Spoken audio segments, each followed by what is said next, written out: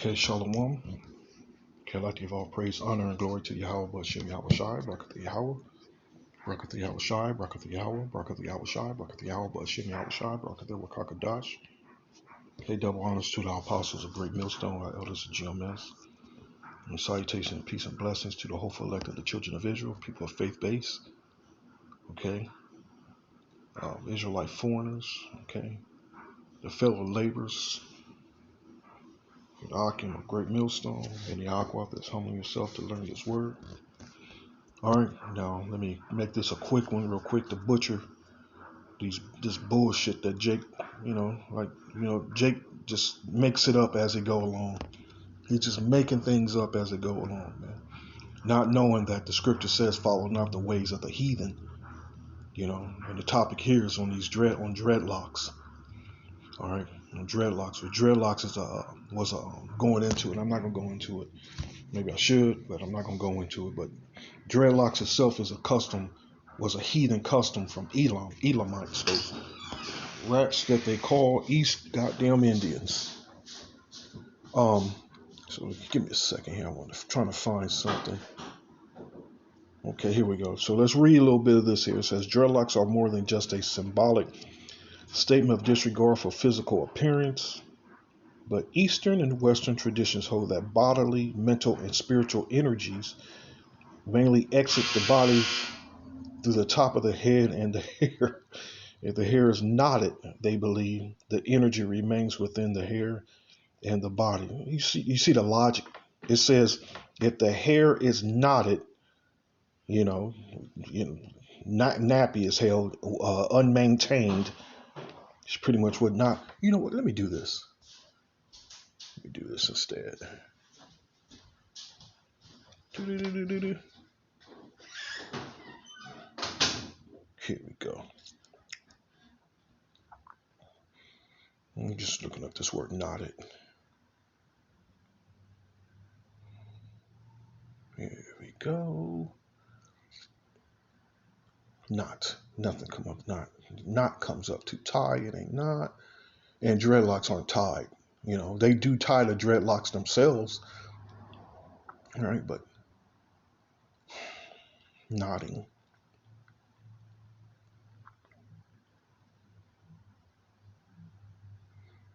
Okay, Middle Eastern spelling of common Germanic consonant cluster.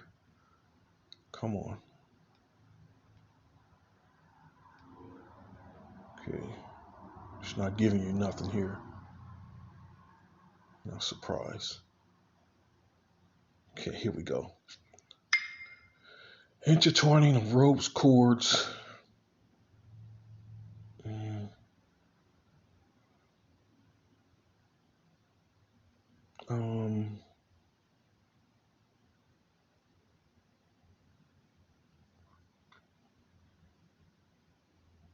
Okay, thickening part or protuberance on tissue of a plant.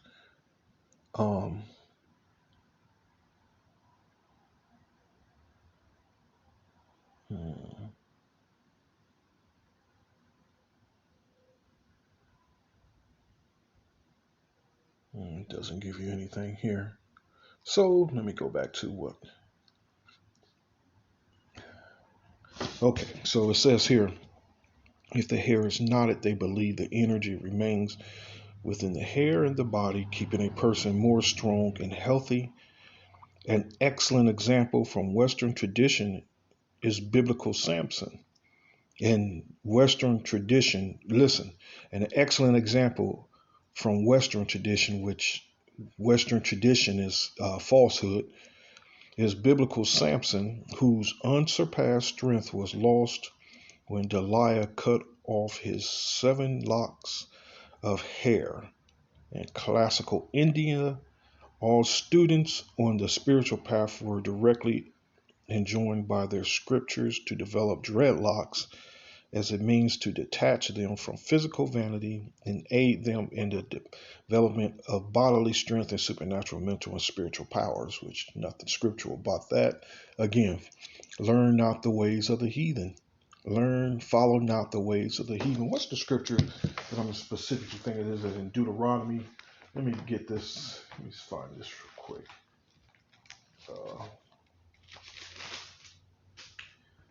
It's Deuteronomy.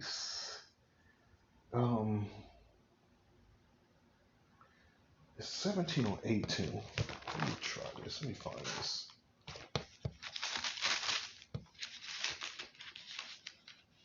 Here we go. Deuteronomy. There's actually a couple of them. 17 and it's 17.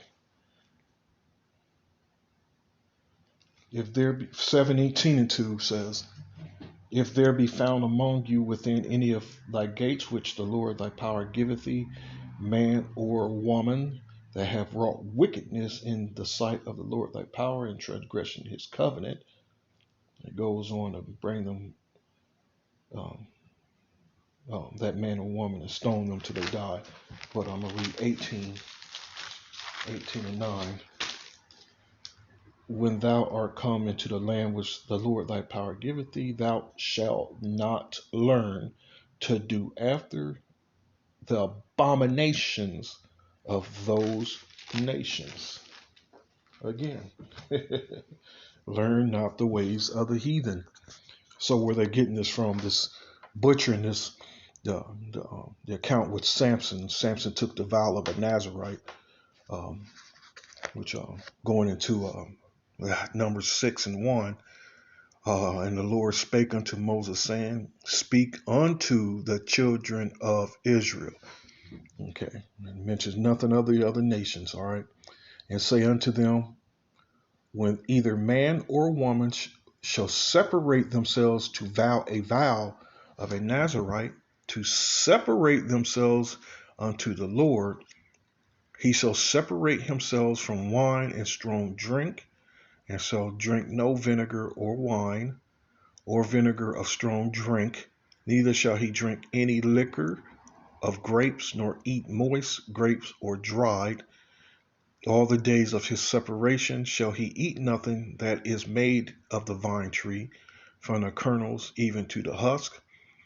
All the days of the vow of his separation there shall no razor come upon his head, until the days be fulfilled in the which he separated himself unto the Lord. And he shall be holy, and shall let the locks of the hair of his head grow. And that's going to that word lock there. That word lock. It says para.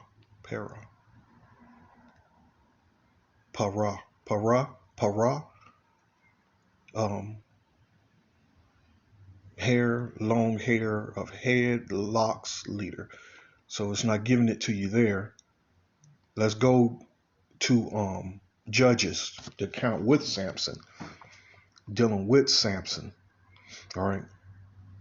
So you know that word locks and numbers weren't dreadlocks. They weren't dreadlocks.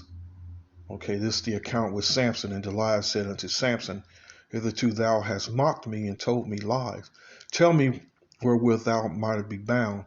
And he said unto her, if thou weavest the 7 locks of my head with the web. And it's going that word locks there.